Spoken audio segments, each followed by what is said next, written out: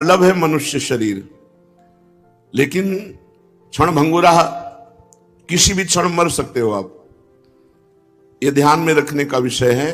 फांसी वाले को तो एक नियत समय है कि आपको कल 12 बजे फांसी दी जाएगी, लेकिन अपने को 12 मिनट का भी विश्वास नहीं है कि 12 मिनट में ही हमारा काम हो सकता है, हमारी आयु पूरी हो सकती है।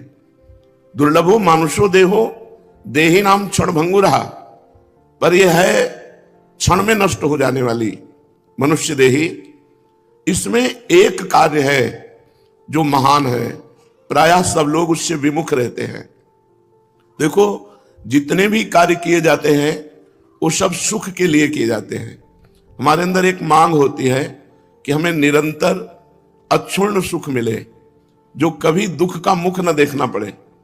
सब करते सुख के लिए है, लेकिन परिणाम दुख क्यों मिलता है? दुख कोई नहीं चाहता, ना चाहने पर भी दुख भोगना पड़ता है। ये दुख कहां से आ गया? हमारे कर्म परिणाम से।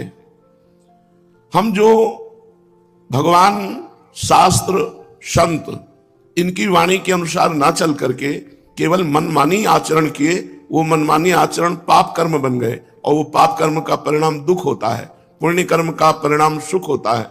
हम करते हैं शास्त्र विरुद्ध आचरण, पाप कर्म, तो हमें सुख कहां से मिल सकता है? इसलिए मनुष्य देही में बहुत सावधान होकर हमको भगवद अर्थ कर्म करने चाहिए। भगवद अर्थ न शुभ ना शुभ।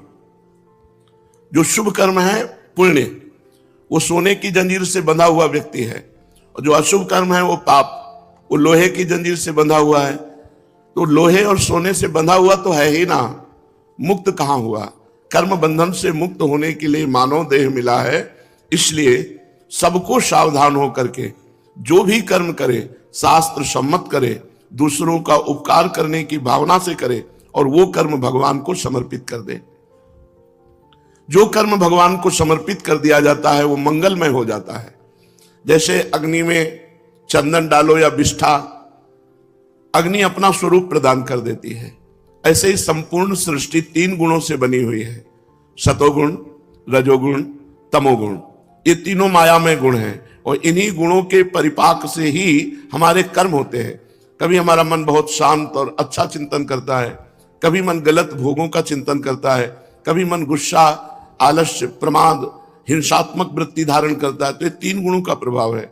सतोगुण शांत, रजोगुण भोग विलासिता, तमोगुण निद्रा, आलस्य, प्रमादोत्थम।